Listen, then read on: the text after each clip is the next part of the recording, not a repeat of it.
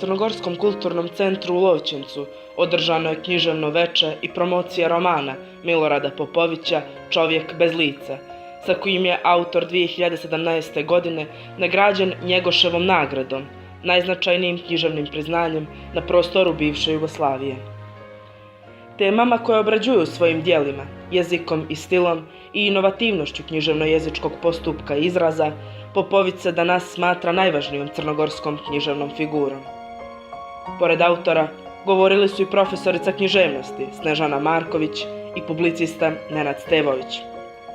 U čast Milorada Popovića, dobitnika Njegoševe 13. julske nagrade, pjevačka grupa Princeza Ksenija izvela je himnu Crne Gore, a domaćini su gostu iz Crne Gore uručili zahvalnicu za doprinos očuvanju kulturnog, jezičkog i nacionalnog identiteta crnogorske zajednice u Lovćencu.